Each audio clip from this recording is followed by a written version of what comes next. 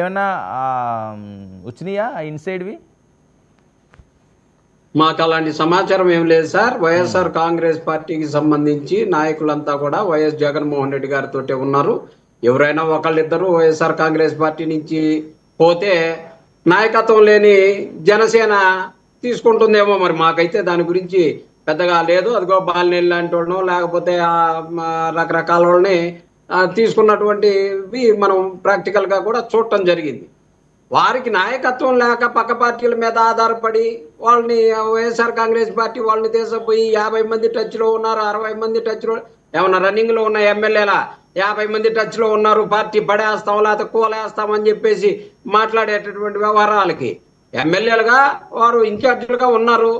ఎవరైనా వైఎస్ఆర్ కాంగ్రెస్ పార్టీలో జగన్మోహన్ రెడ్డి గారిని విభేదించి ఒకళ్ళు ఇద్దరు వెళ్ళినటువంటి పరిస్థితులు చూసాం. కానీ అలా అని ఏదో 60-70 మంది జగన్మోహన్ రెడ్డి గారిని విడిచిపోతున్నారు, పవన్ కళ్యాణ్ గారి పార్టీకి జనం లేరు కాబట్టి నాయకత్వం లేరు కాబట్టి వారు చేర్చుకుంటున్నారు అని అంటే దాని గురించి మేము పెద్దగా స్పందించాల్సిన అవసరం లేదని అనుకుంటున్నాం. వైఎస్ఆర్ కాంగ్రెస్ పార్టీ ఒకటే చెప్తా ఉంది.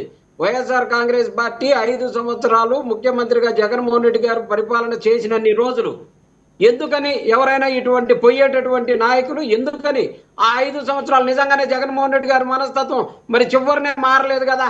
5 సంవత్సరాలు ఆయన ప్రజలకు సేవ చేయాలనే చూశాడు. ఆ ప్రజలకి సేవ చేస్తూనే ఆయన ఇచ్చినటువంటి ప్రతి హామీని నెరవేర్చే దిశగా ఆయన పనిచేసినటువంటి వాస్తవాలు మనం అందరం చూసాం. అంటే ఓడిపోగానే జగన్మోహన్ రెడ్డి నచ్చలేదా? ఈ పోయేటటువంటి బాలినేని శ్రీనివాసరెడ్డి గారికి మంత్రి పదవి ఇచ్చినప్పుడు జగన్మోహన్ రెడ్డి గారు మీరు ఇచ్చేటటువంటి మంత్రి పదవి మాకు అవసరం లేదు, మీరంటే మాకు నచ్చట్లేదు అని చెప్తే గొప్పగా ఉండేది. అలా చెప్పలేదే. మంత్రి పదవి అంతా చేసిన తర్వాత ఆళ్ళనాని గారు కూడా అలానే చెప్పుండాల్సింది. మంత్రి పదవి అవసరం లేదు జగన్మోహన్ రెడ్డి గారు, మీ మనస్తత్వం మాకు నచ్చట్లేదని. అలా చెప్పలేదే. బ్రహ్మాండంగా మంత్రి పదవి చేశారు. జగన్మోహన్ రెడ్డి గారు ఇచ్చినటువంటి మంత్రి పదవిని ఎంజాయ్ చేశారు, పరిపాలన చేశారు. ఈ రోజు అంతా అయిపోయేసరికి జగన్మోహన్ రెడ్డి గారు నచ్చట్లేదంట. ఏందయ్యా జగన్మోహన్ రెడ్డి గారు చేసిన నేరం ఏందా అంటే జగన్మోహన్ రెడ్డి గారు బీసీల మీద ప్రేమతోటి బీసీలకి మంత్రులు ఇవ్వాలని చెప్పేసి కొంతమంది బీసీలకి మంత్రులుగా ఇచ్చేటటువంటి పరిస్థితుల్లో బాలినేని లాంటి వారిని కొంతమందిని ఆపటం జరిగింది. ఎస్, వైఎస్ఆర్ కాంగ్రెస్ పార్టీ బీసీలకు అండగా ఉండాలని జగన్మోహన్ రెడ్డి గారు బీసీలకు ఇచ్చారు. కొన్ని రెట్లకు రావాల్సినటువంటి మంత్రులను కూడా ఇవ్వనటువంటి పరిస్థితిని కూడా మనం చూసాం. మొన్న బాలినేని గారు చెప్తున్నారు, ఎన్నిసార్లు ఎన్ని రకాలుగా మంచి చెప్పాము అతనికి, ఒక్క మాట కూడా విన్నాడు కాదు.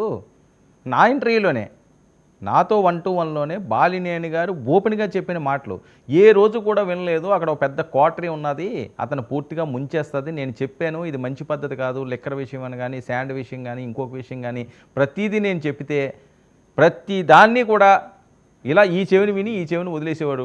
ఆయన వస్తున్నారంటేనే వచ్చాడయ్యా కంప్లైంట్ చెప్పడానికి ఆ వాసు అని నవ్వుకుండేవారట. ఈరోజు మరి అవన్నీ ఆయన చెప్పిన నిజాలే కదా సార్. నేను అనేది ఆ రోజే జగన్మోహన్ రెడ్డి గారు మేము చెప్పేటటువంటి మాటలు మీరు పట్టించుకోవట్లేదు కాబట్టి నేను వెళ్ళిపోతున్నాను, సంసారికి వెళ్ళినట్టయితే మనగాడైపోయేవాడు బాలినేని. ఇవాళ అయిపోయిన తర్వాత 5 ఏళ్ళు అయిపోయిన తర్వాత వేరే పక్క పార్టీలో పోయి నా ఆస్తి రాపించుకున్నారు, నేను చెప్పిన మాట ఏం లేదు, నువ్వేమైనా చెప్పిన మాట వినటానికి నువ్వేమైనా మంచి సలహాలు ఇస్తేనా? నువ్వేందో నువ్వు ఆడ ప్రజలకు ఇవ్వాల్సిన డబ్బులు ఈ నాయన తర్వాత చెప్పొచ్చు వాస్తవాలన్నీ కూడా. అక్కడ వైఎస్ఆర్ కాంగ్రెస్ పార్టీకి సంబంధించినటువంటి నాయకులకు ఎంతమందికి ఇవ్వాలో లిస్టులు ఉన్నాయి అక్కడ. వారికి చేయి. కార్యకర్తలను అన్యాయం చేసి వచ్చావు. జగన్మోహన్ రెడ్డి గారు ఇంటర్లేదు కాదు, నువ్వేమన్నావు, ఏ కార్యకర్తకు న్యాయం చేసావు, నిన్ను మంత్రిగా పెడితే నువ్వేం చేసావు, చేసిందేమీ లేదు. కానీ జగన్మోహన్ రెడ్డి గారు ఇంటర్లేదు అంటే జగన్మోహన్ రెడ్డి గారు కార్యకర్తలు నా బాలినేని గారు వినరా? ఓకే కాదు, బాలినేని గారే కాదండి, మీ మాజీ స్పీకర్ తమ్మినేని సీతారాం గారు కూడా ఒక ఇంటర్వ్యూలోని అసలు వైఎస్ఆర్సీపీ పార్టీలో పద్ధతే లేదు, ఇంకా సింపుల్గా చెప్పాలంటే చాలా మాటలు అన్నాడు ఆయన. అసలు అది ఎలాగో ఏంటో అన్నది అంతా గందరగోళం కింద ఉంటుంటుంది అక్కడ. అన్నీ మా కళ్ళ ముందే కనిపిస్తుంటాయి, అన్నీ తెలుస్తుంటాయి, కానీ అది ఎవరి చెవులకి కూడా ఎక్కదు, ఎవరి కళ్ళకి కూడా కనిపించదు అని చెప్పి ఆయనే డైరెక్ట్గా మాట్లాడిన పరిస్థితి. అన్నీ అందరికీ తెలుసని మరి దీన్ని ఏమనాలి? అదే సార్ నేను అంటుంది. చెప్పాలంటే వైఎస్ఆర్సీపీలో ఆ రోజు డిసిప్లిన్ లేదు, ఈ రోజు డిసిప్లిన్ లేదని ఆయన సార్ మాట్లాడారు. నేను అనేది ఒకటే సార్. ఆ రోజు కూడా డిసిప్లిన్ లేదని అంటున్నారు కదా. అసలు ఆ రోజే ఎందుకు ఈ చండాలంలో నేను ఉండలేను, ఈ డిసిప్లిన్ పార్టీ లేనటువంటి పార్టీలో ఉండలేను అని చెప్పేసి ఎందుకు ఆ స్పీకర్ సీట్లో వైఎస్ఆర్ కాంగ్రెస్ పార్టీ కట్టబెట్టినటువంటి స్పీకర్ సీట్లో ఎందుకు కూర్చున్నావు? కూర్చున్నటువంటి వారు అనుభవించారు. ఇవాళ ఎందుకని వైఎస్ఆర్ కాంగ్రెస్ పార్టీకి 5 సంవత్సరాలు పోయిన తర్వాత కానీ వైఎస్ఆర్ కాంగ్రెస్ పార్టీ ఏందో అర్థం కావట్లేదంట. ఆ రోజే వీరందరూ సోకాళ్ళు వీరు బయటికి పోనోళ్ళు, వైఎస్ఆర్ కాంగ్రెస్ పార్టీ నుంచి బయటికి పోని వాళ్ళు ఎక్కడైనా ఒక్కరైనా స్టేట్మెంట్ ఇచ్చారా? పార్టీ ఇంటర్నల్ గా ఉండదు. కానీ అవతల కండవా కప్పుకున్న వాళ్ళు లేకపోతే రకరకాల, నేనైతే తమ్మినేని సీతారాం గారు మాట్లాడినటువంటి మాటల మీద నేను స్పందించటల్లా, ఎందుకంటే నేను స్వయంగా వినలేదు. మీరు ఇప్పుడు చెప్తుంటే నేను విన్నాను. కానీ అయినప్పటికీ కూడా నేను అందరి నాయకులని కలిపి నేను మాట్లాడుతున్నటువంటి అంశం, వైఎస్ఆర్ కాంగ్రెస్ పార్టీలో పదవులు అనుభవించని వారంతా వైఎస్ఆర్ కాంగ్రెస్ పార్టీ జగన్మోహన్ రెడ్డి గారితోటే ఉన్నారు. పదవులు అనుభవించి ఈరోజు కొన్ని ప్రలోభాలకు గురైన వాళ్ళు వీళ్ళు పోయేటటువంటి దాన్ని వైఎస్ఆర్ కాంగ్రెస్ పార్టీ జగన్మోహన్ రెడ్డి గారు ఆపేటటువంటి ప్రశ్నే లేదు. వైఎస్ఆర్ కాంగ్రెస్ పార్టీలో వారు పోతే వారి ప్లేస్ లో మరో 10 నిమిషాల్లో మేము దానికి సంబంధించినటువంటి కార్యకర్తలని నాయకుల్ని తయారు చేసుకునేటటువంటి సత్తా ఉంది.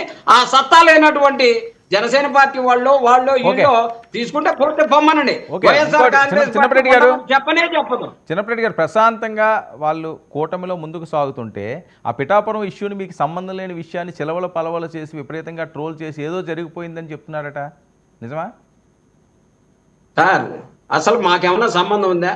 వాళ్ళ పార్టీ తెలుగుదేశం 40 సంవత్సరాల తెలుగుదేశం పార్టీని నిలబెట్టామని చెప్పేసింది పవన్ కళ్యాణ్ గారు అన్నది తెలుగుదేశాన్ని. వైఎస్ఆర్ కాంగ్రెస్ పార్టీకి సంబంధం ఏంది?